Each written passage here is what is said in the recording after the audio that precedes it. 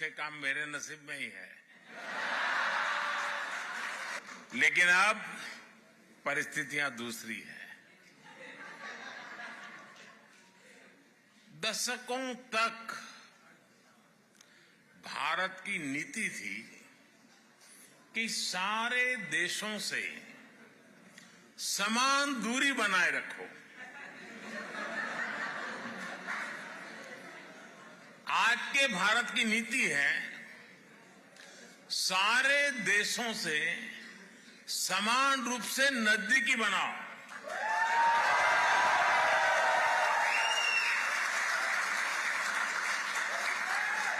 आज का भारत सबसे जुड़ना चाहता है। आज का भारत सबके विकास की बात करता है। आज का भारत सबके साथ है, सबके हित की सोचता है।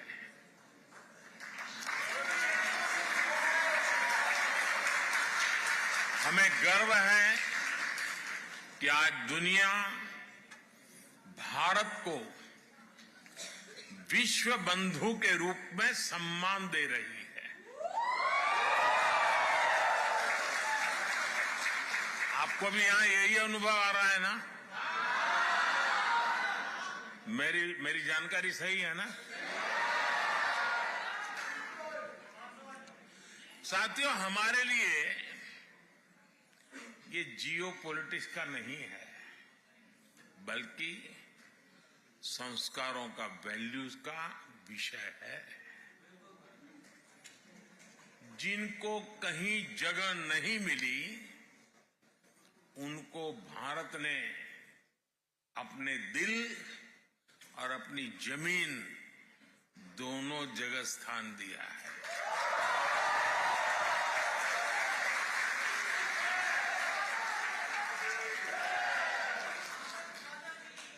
ये हमारी विरासत है जिस पर हर भारतीय गर्व करता है।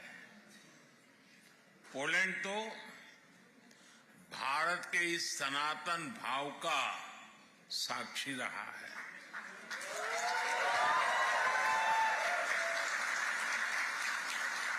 हमारे जाम साहब को आज भी पोलैंड में हर कोई दोबरे यानी गुड महाराजा के नाम से जानता है।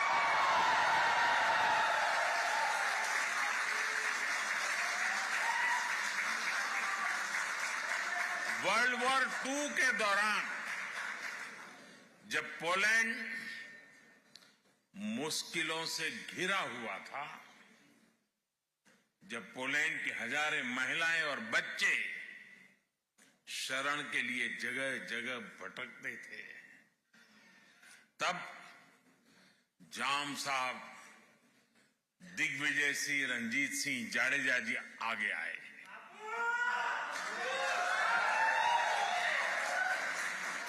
उन्होंने पुलिस महिलाओं और बच्चों के लिए एक विशेष कैंप बनवाया था। जाम साहब ने कैंप के पुलिस बच्चों को कहा था, जैसे नवानगर के लोग मुझे बापू कहते हैं, वैसे ही मैं आपका भी बापू हूं। साथियों, मेरा तो जाम साहब के परिवार से काफी मिलना जुलना रहा है। मुझ पर उनका अपार स्नेह रहा है। कुछ महीने पहले भी मैं वर्तमान जाम साहब से मिलने गया था। उनके कमरे में पोलैंड से जुड़ी एक तस्वीर आज भी है और मुझे ये देखकर अच्छा लगता है कि जाम साहब के बनाए रास्ते को पोलैंड ने आज भी जीवंत रखा है।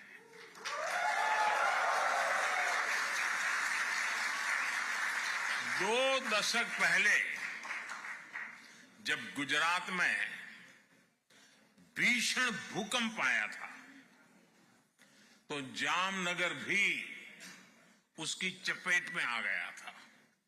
तब पोलैंड सबसे पहले मदद के लिए पहुंचने वाले देशों में से एक था।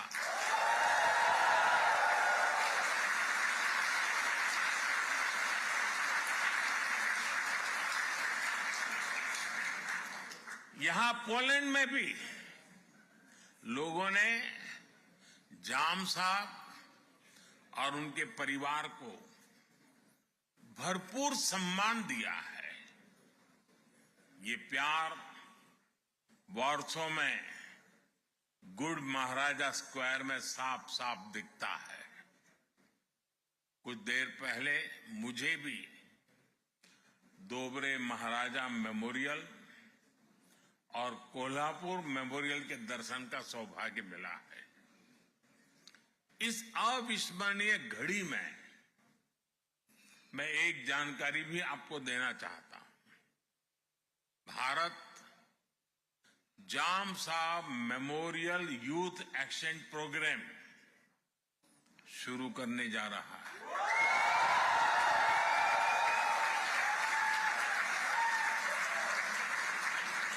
इसके तहत भारत 20 पोलिश युवाओं को हर साल भारत आने के लिए आमंत्रित करेगा।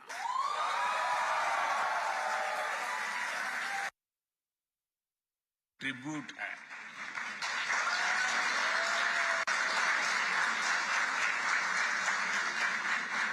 महाराष्ट्राच्या नागरिकांच्या आणि मराठी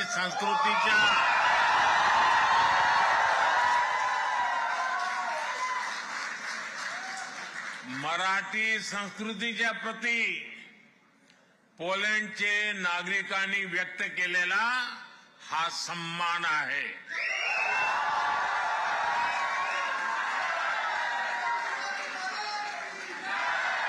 मराठी संस्कृतीत मानव धर्म आचरणाला सर्वात अधिक प्राधान्य आहे। छत्रपति शिवाजी महाराज की प्रेरणा से कोल्हापुर की रॉयल फैमिली ने बलिवड़े में पोलैंड की महिलाओं और बच्चों को शरण दी थी। वहां भी एक बहुत बड़ा कैंप बनाया गया था। पोलैंड की महिलाओं और बच्चों को कोई तकलीफ ना हो, इसके लिए महाराष्ट्र के लोगों ने दिन रात एक कर दिया था। साथियों, आज ही मुझे मोंटे कैसिनो मेमोरियल पर भी श्रद्धांजलि देने का अवसर मिला है। ये मेमोरियल हजारों भारतीय सैनिकों के बलिदान को भी उनकी भी याद दिलाता है। ये इस बात का भी प्रमाण है कि कैसे विश्व के हर कोने में भारतीयों ने अपना कर्तव्य निभाया है। साथियों, 21वीं सदी का आज का भारत अपनी पुरानी वैल्यूज, अपनी विरासत पर गर्व करते हुए विकास के रास्ते पर आगे बढ़ रहा है।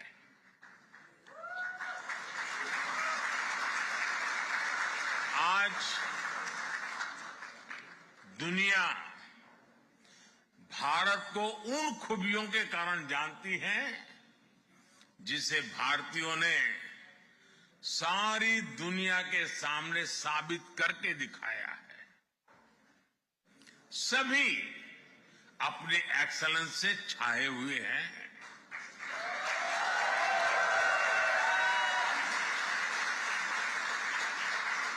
और कितना बड़ा ग्रुप तो मेरे सामने ही मौजूद है।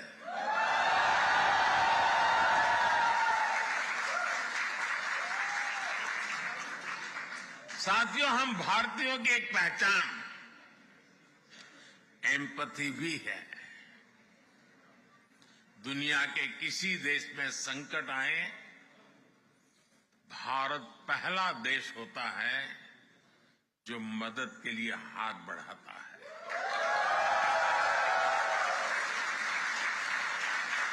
कोविड आया, 100 साल की सबसे बड़ी आपदा आई, तो भारत ने कहा ह्यूमैनिटी फर्स्ट। हमने दुनिया के 150 से ज्यादा देशों को दवाइयां और वैक्सीन भेजी। दुनिया में कहीं भी भूकंप आता है, कोई प्राकृतिक आपदा आती है, भारत का एक ही मंत्र है, ह्यूमैनिटी फर्स्ट। कहीं युद्ध हो तो भारत कहता है ह्यूमैनिटी, और इसी भाव से भारत दुनिया भर के नागरिकों की मदद करता है। भारत हमेशा फर्स्ट रिस्पॉन्डर के रूप में सामने आता है। साथियों, भारत बुद्ध की विरासत वाली धरती है।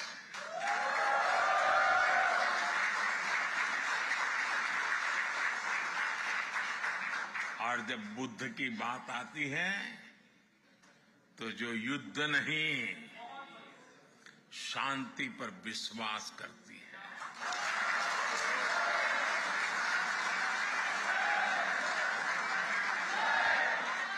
और इसलिए भारत इस रीजन में भी स्थायी शांति का एक बड़ा पैरोकार है।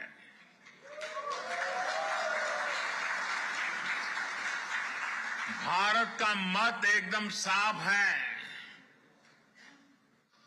ये युद्ध का युग नहीं है।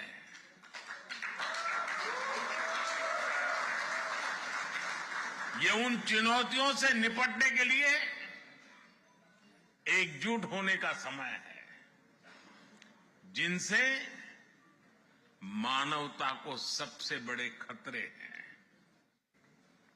इसलिए भारत डिप्लोमेसी और डायलॉग पर बल दे रहा है। साथियों, जिस प्रकार आपने यूक्रेन में फंसे हमारे बच्चों की मदद की, वो भी हम सभी ने देखा है।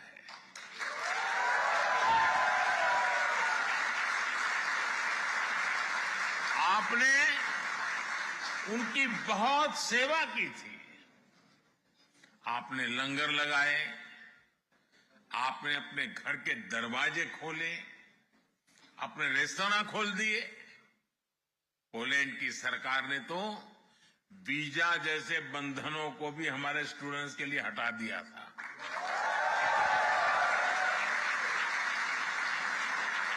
यानी पोलैंड ने पूरे मन से हमारे बच्चों के लिए दरवाजे खोल दिए थे।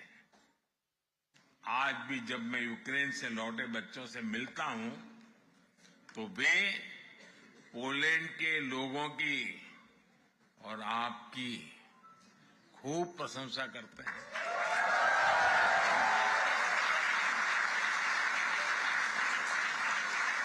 और इसलिए आज मैं यहां 140 करोड़ भारतीयों की तरफ से आप सभी का, पोलैंड के लोगों का अभिनंदन करता हूं। मैं आपको सैल्यूट करता हूं।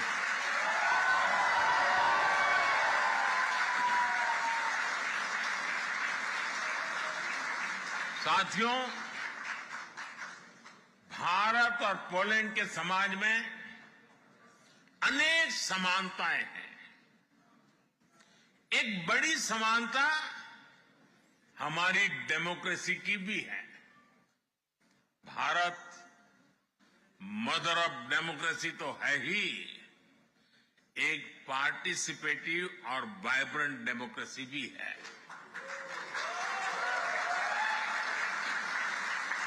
भारत के लोगों का डेमोक्रेसी पर अटूट भरोसा है। ये भरोसा हमने हाल के चुनावों में भी देखा है।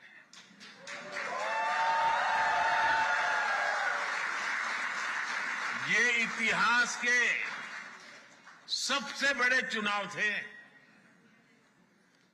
अभी यूरोपियन यूनियन के भी चुनाव हुए हैं। इसमें करीब 180 मिलियन वोटर्स ने वोट डाले। भारत ने इसे 3 गुना से अधिक, करीब 640 मिलियन वोटर्स ने वोटिंग की है।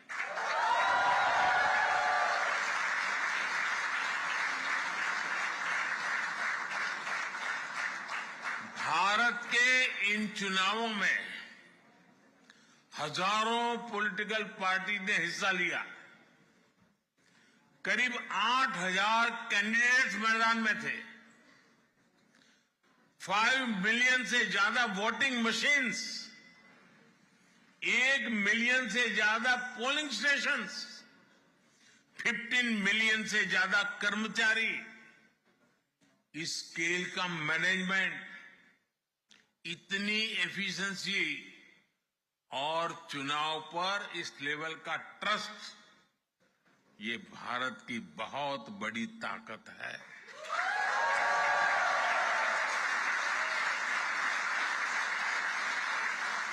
दुनिया को ये लोग जब ये आंकड़े सुनते हैं ना, तो उनको चक्कर आ जाता है। साथियों, हम भारतीय डायवर्सिटी को जीना भी जानते हैं, सेलिब्रेट करना भी जानते हैं। और इसीलिए हर सोसाइटी में हम आसानी से घुल मिल जाते हैं। पोलैंड में तो भारत के बारे में जानने, समझने और पढ़ने की एक पुरानी परंपरा रही है। ये हमें यहां की यूनिवर्सिटीज में भी देखने को मिलता है। आप में से काफी लोग वॉर्सो यूनिवर्सिटी की मेन लाइब्रेरी में गए होंगे। वहां भगवद गीता के, उपनिषदों के आदर्श वाक्य हम सबका स्वागत करते हैं।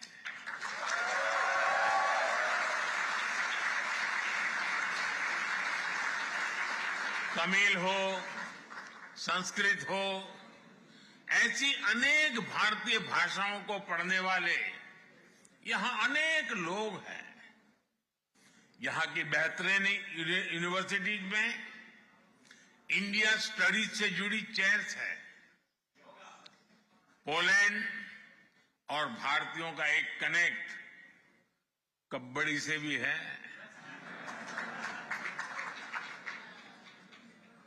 आप भी जानते हैं, भारत में गांव-गांव में कबड्डी खेली जाती है।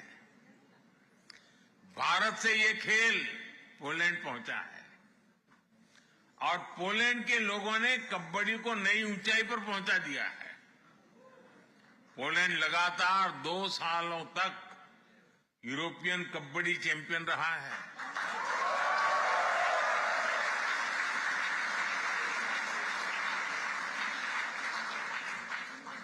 मुझे बताया गया है कि 24 अगस्त से एक बार फिर कबड्डी की चैंपियनशिप होने जा रही है और पहली बार पोलैंड इसकी मेजबानी कर रहा है।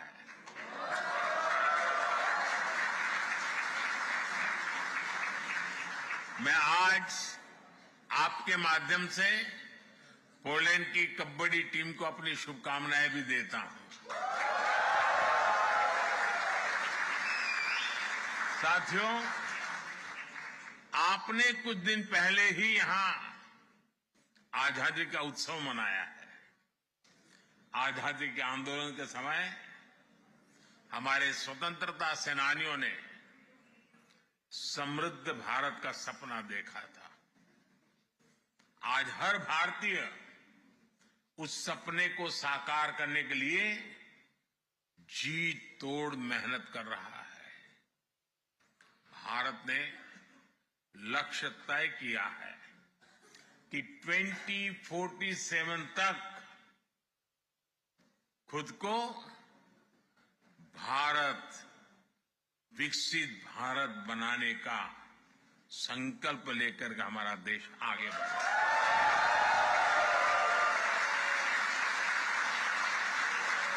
इसलिए आज का भारत अभूतपूर्व स्केल, स्पीड और सॉल्यूशंस पर काम कर रहा है। भारत में किस स्केल और स्पीड पर आज परिवर्तन आ रहा है, ये सुनकर आपको भी गर्व होगा। सुनाऊं?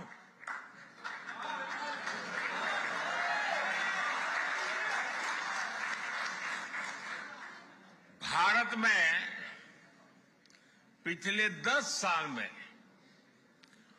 250 मिलियन लोग गरीबी से बाहर निकले हैं।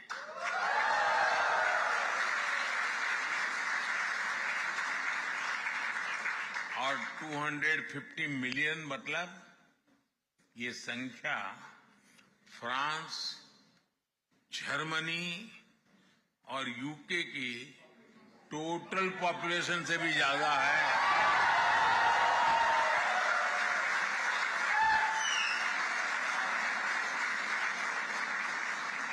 दस साल में गरीबों के लिए 40 मिलियन पक्के घर बनाए हैं और हम 30 मिलियन और घर बनाने वाले हैं। और अगर पोलैंड में आज 14 मिलियन हाउस होल्ड है तो हमने सिर्फ एक दशक में करीब 3 नए पोलैंड बसाए हैं।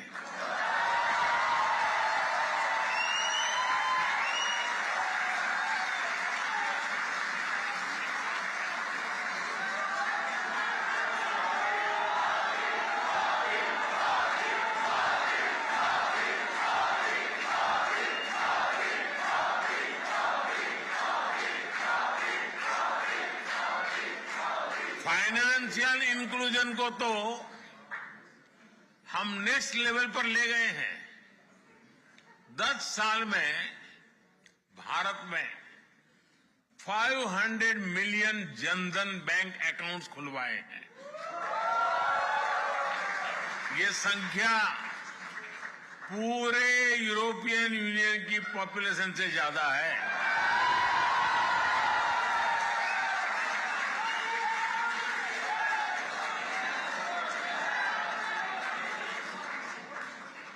यूरोपियन यूनियन की पॉपुलेशन के बराबर ही हर रोज भारत में यूपीआई से डिजिटल ट्रांजैक्शन होता है।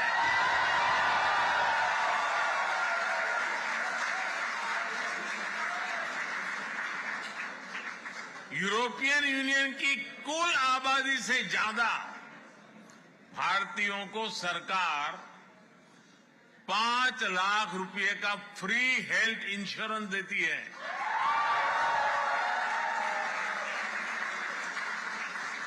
पिछले एक दशक में भारत में ब्रॉडबैंड यूजर्स की संख्या भी 60 मिलियन से बढ़कर 940 मिलियन से ज्यादा हो चुकी है। यानी यूरोप और यूएसए की पॉपुलेशन को मिला दे करीब उतने लोग आज भारत में ब्रॉडबैंड का यूज करते हैं। बीते दशक में करीब 7 lakh kilometre 7 lakh kilometre optical fibre बिछाया गया है। ये हमारी पृथ्वी के चारों ओर 70 बार चक्कर लगाने जितना है।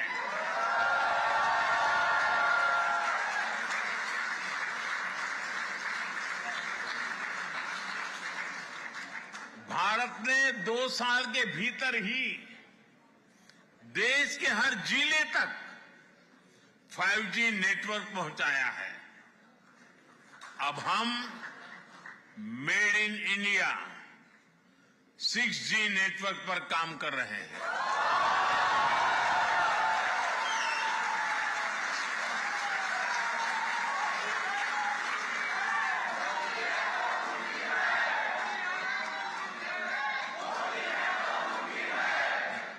साथियों, भारत की ट्रांसफॉर्मेशन की ये स्केल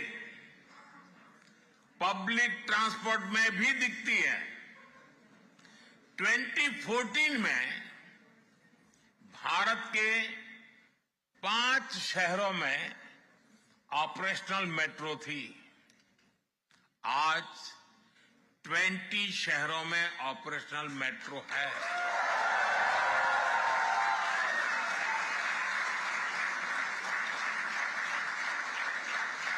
पोलैंड की 1/3 पॉपुलेशन जितने लोग आज रोजाना मेट्रो ट्रेन से सफर करते हैं।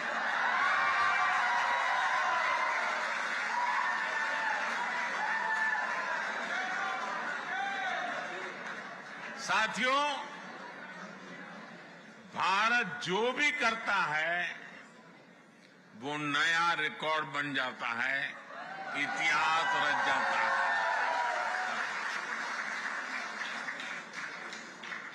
आपने देखा है भारत ने 100 से ज्यादा सैटेलाइट एक साथ लॉन्च किए थे।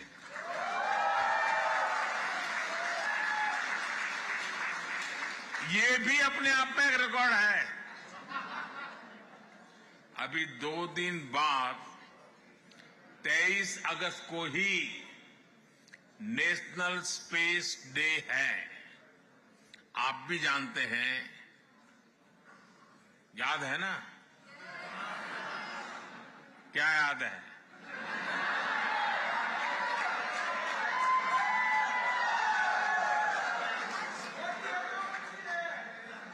इसी दिन भारत ने चंद्रमा के साउथ पोल में अपना चंद्रयान उतारा।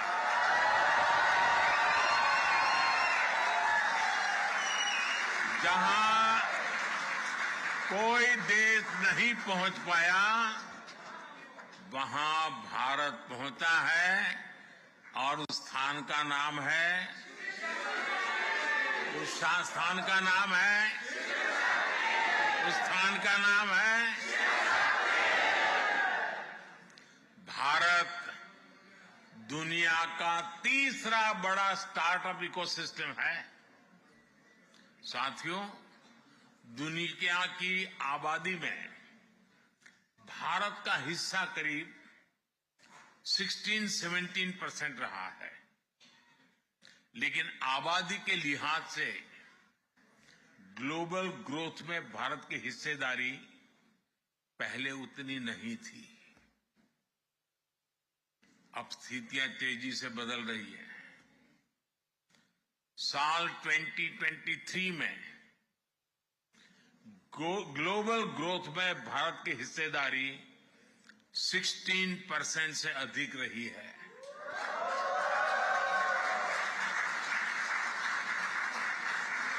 आज दुनिया की हर एजेंसी, हर संस्था भारत के शानदार फ्यूचर की भविष्यवाणी कर रही है। और ये एस्ट्रोलॉजर नहीं है, ये आंकड़ों के हिसाब से हिसाब लगाते हैं, जमीनी हकीकतों के आधार पर हिसाब लगाते हैं। अब भारत दुनिया की तीसरी बड़ी इकोनॉमी बनने से ज्यादा दूर नहीं है।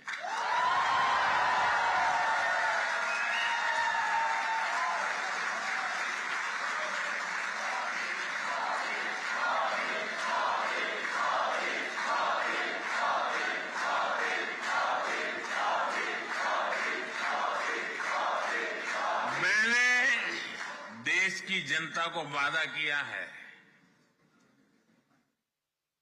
मेरे तीसरे टर्म में भारत तीसरे नंबर की इकोनॉमी बन के रहेगा।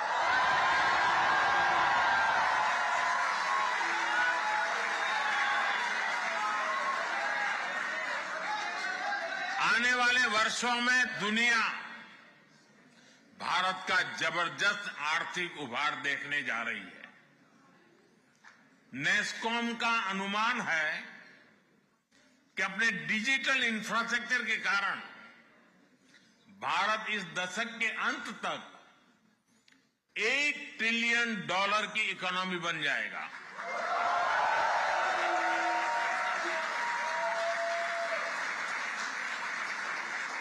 नेस्कॉम और बोस्टन कंसल्टिंग ग्रुप का आकलन है कि आने वाले 3-4 साल तक भारत का एआई मार्केट करीब 30-35% की स्पीड से ग्रो करेगा।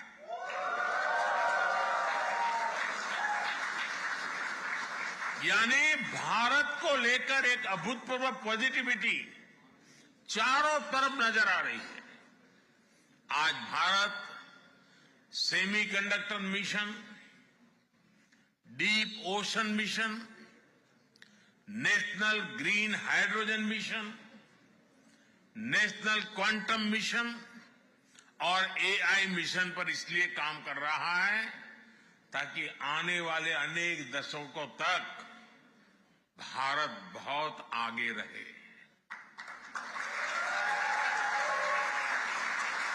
Bharat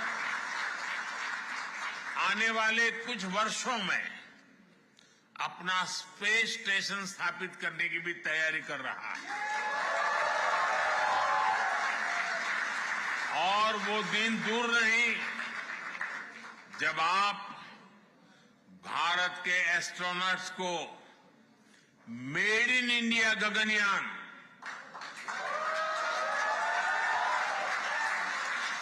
made in India Gaganyaan से अंतरिक्ष में जाते हुए देखेंगे।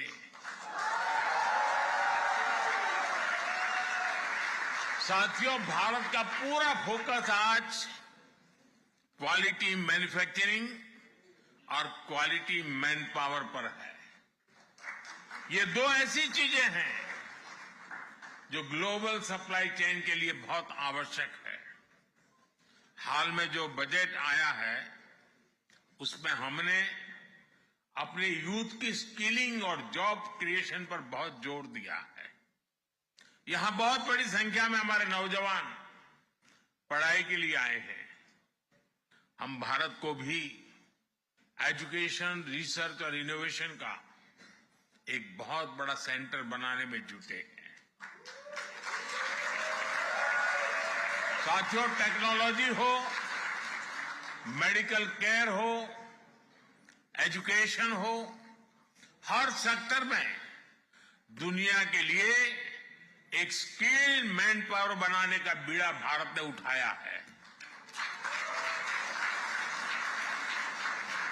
मैं आपको हेल्थ सेक्टर का एक उदाहरण दूंगा। पिछले 10 सालों में हमने भारत में 300 से ज्यादा नए मेडिकल कॉलेज बनाए। पिछले 10 साल में भारत में मेडिकल सीट्स बढ़कर अब 2 गुनी हो चुकी है। 10 साल में डबल। इन 10 सालों में हमने अपने मेडिकल सिस्टम में 75,000 नई सीटें जोड़ी है। अब आने वाले 5 सालों में हम मेडिकल की 75,000 नई सीटें और जोड़ने का लक्ष्य लेकर चल रहे हैं। इससे क्वालिटी हेल्थ सर्विस प्रोवाइडर के रूप में भारत की भूमिका और मजबूत होगी। और हमारा तो दुनिया को एक ही संदेश है, वो दिन दूर नहीं, हम कहेंगे हील इन इंडिया।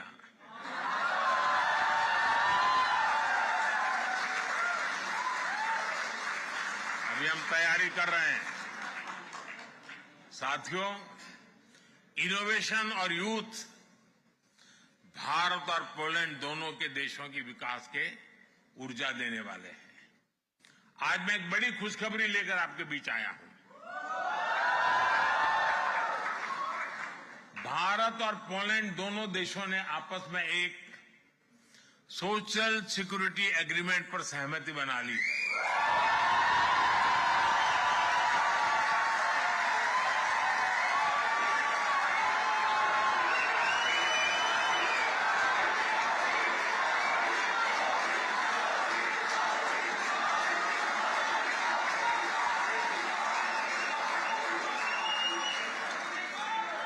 जिसका लाभ आप जैसे सब साथियों को होने वाला है। साथियों, भारत का विजन ग्लोबल है। भारत का विजन ग्लोबल है। भारत का कल्चर ग्लोबल है। केयर और कंपैशन ग्लोबल है। हमारे पूर्वजों ने हमें वसुधैव कुटुंबकम का मंत्र दिया। हमने पूरी दुनिया को एक परिवार माना है और यही आज के भारत के नीति और निर्णयों में नजर आता है। G20 के समय भारत ने आह्वान किया, वन अर्थ, वन फैमिली और वन फ्यूचर। इसी भावना में 21वीं सदी की दुनिया के बेहतर भविष्य की गारंटी है। भारत वन सन, वन वर्ल्ड, वन ग्रिड के कंसेप्ट से दुनिया को जोड़ना चाहता है।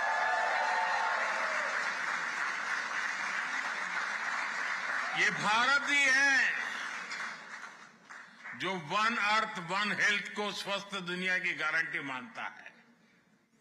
वन हेल्थ यानी होलिस्टिक वेलबीइंग पर हमारा फोकस होना चाहिए, जिसमें हमारे एनिमल्स हो, पेड़ पौधे भी हो, सबकी हेल्थ पर ध्यान दिया जाए।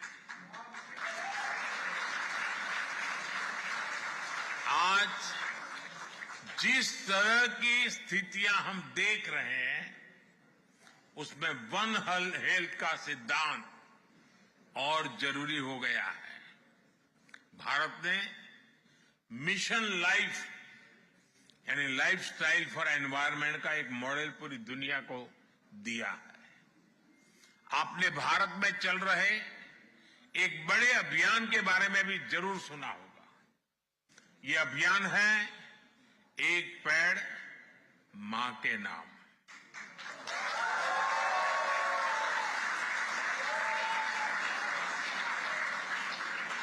करोड़ों भारतवासी आज अपनी जन्मदाता मां के नाम पर पेड़ लगा रहे हैं और इससे धरती मां की भी रक्षा हो रही है।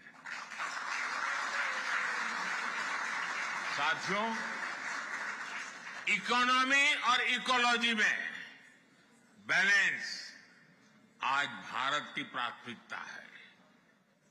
ये भारत ही है जो डेवलप्ड नेशन और नेट जीरो नेशन, ये दोनों संकल्प एक साथ लेकर आगे बढ़ रहा है। भारत ग्रीन फ्यूचर के लिए 360 डिग्री अप्रोच पर काम कर रहा है। ग्रीन मोबिलिटी इसका एक बड़ा उदाहरण है। हम पेट्रोल में 20% इथेनॉल ब्लेंडिंग के बहुत निकट पहुंच चुके हैं। भारत आज तेज गति से इलेक्ट्रिक मोबिलिटी का विस्तार कर रहा है। आज भारत में इलेक्ट्रिक व्हीकल के सेल हर साल तेजी से बढ़ रही है। पिछले वर्ष ईवीज की बिक्री में 40% से ज्यादा की ग्रोथ हुई है। वो दिन दूर नहीं जब भारत ईवी मैन्युफैक्चरिंग और इनोवेशन का ग्लोबल सेंटर बनेगा। आने वाले समय में आप भारत को ग्रीन हाइड्रोजन के भी बड़े ग्लोबल हब के रूप में देखने वाले हैं। साथियों, मुझे खुशी है कि न्यू टेक्नोलॉजी और क्लीन एनर्जी जैसे क्षेत्रों में भारत और पोलैंड के बीच भी पार्टनरशिप लगातार बढ़ रही है। बहुत सी भारतीय कंपनियों ने यहां इन्वेस्ट किया है, जॉब्स क्रिएट की हैं। पोलैंड की अनेक कंपनियों ने भारत में अवसर बनाए हैं। कल मेरी मुलाकात राष्ट्रपति डूडा जी और प्रधानमंत्री टूस्क से भी होने वाली है। इन मुलाकातों से भारत पोलैंड की शानदार साझेदारी और मजबूत होने वाली है।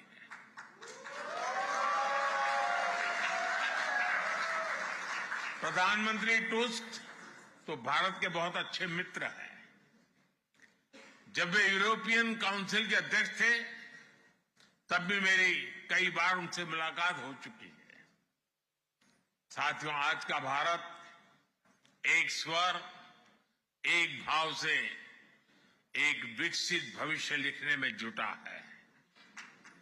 आज भारत अवसरों की धरती है। आपको भी भारत की ग्रोथ स्टोरी से अधिक जुड़ना है और आपको भारत के टूरिज्म का ब्रांड एम्बेसडर भी बनना है।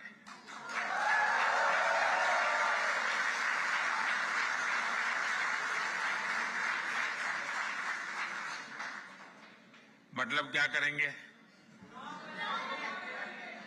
सोशल मीडिया पे खुद की तस्वीर लगा करके रखेंगे,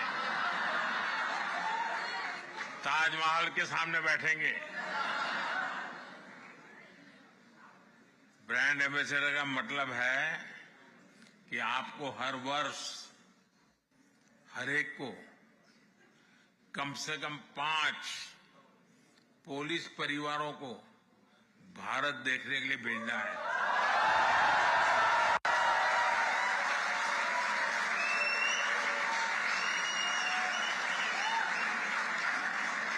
करेंगे?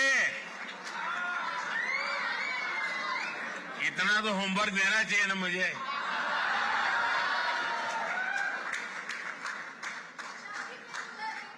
आपका हर प्रयास आपके भारत को विकसित भारत बनाने में मदद करेगा।